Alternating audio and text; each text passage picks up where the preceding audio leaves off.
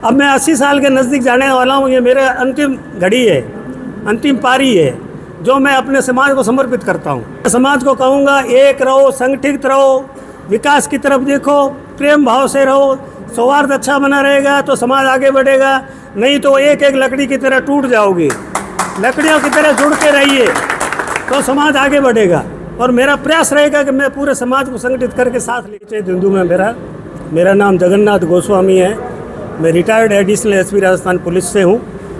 और आज जो ये यहाँ पर श्री गोस्वामी सेवा समिति का चुनाव संपन्न हुआ है, ये जनरल बॉडी की मीटिंग में एक इमरजेंसी मीटिंग रख करके इसमें चुनाव किया गया है और उसमें मुझे अध्यक्ष पद पर चुना गया है।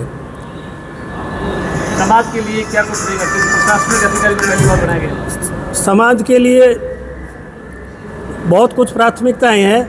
पहली प्राथमिकता तो रहेगी, यहाँ ये समाज बहुत बड़ा हो गया है। अब पहले छोटा समाज था, समाधि स्थल बिल्कुल छोटा था, लेकिन अब ये जगह समाधि स्थल की बहुत कम पड़ रही है।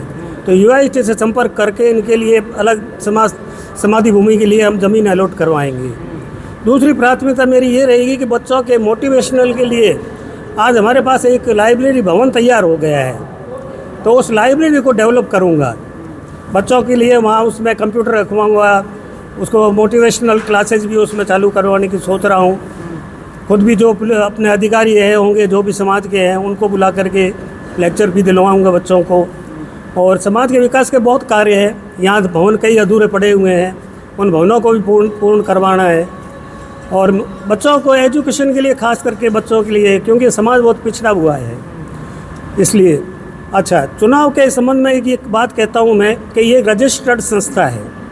इसमें चुनाव सिर्फ इसके सदस्य, जो सदस्य बने हुए हैं, वो ही करवा सकते हैं, अन्य किसी को भी अधिकार नहीं है।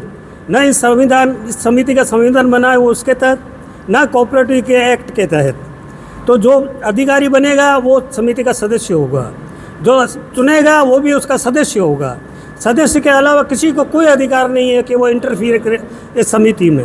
बात करें सोशल मीडिया पर, कल रात का एक वीडियो चल रहा है जिसमें अध्यक्ष होने के दावे किए जा रहे हैं, उसको लेकर कहाँ तक आप वो उसके बारे में ये कहता हूँ कि वो बिल्कुल असंवैधानिक है, गैर कानूनी है। जो एक किसी के मकान पे बुला करके जो मीटिंग करके चुनाव करवाया गया है, वो जो चुनाव करने वाले ना तो समिति के सदस्य हैं, ना वो पदाधिकारी जिनको बनाए हैं वो इस समिति के सदस्य हैं। तो उनको कोई अधिकार नहीं है, वो किसी तरह से भी अधिकृत नहीं है कि समिति में इंटरफियर करें।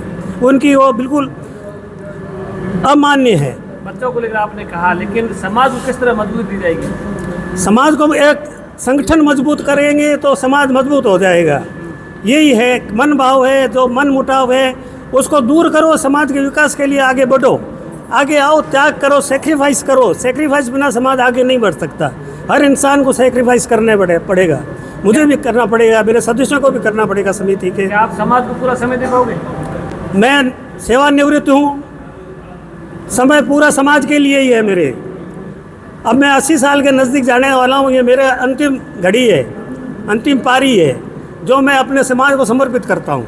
समाज को लेकर क्या संदेश देना चाहोगे? मैं समाज को कहूँगा, एक रहो, संगठित रहो, विकास की तरफ देखो, प्रेम भाव से रहो।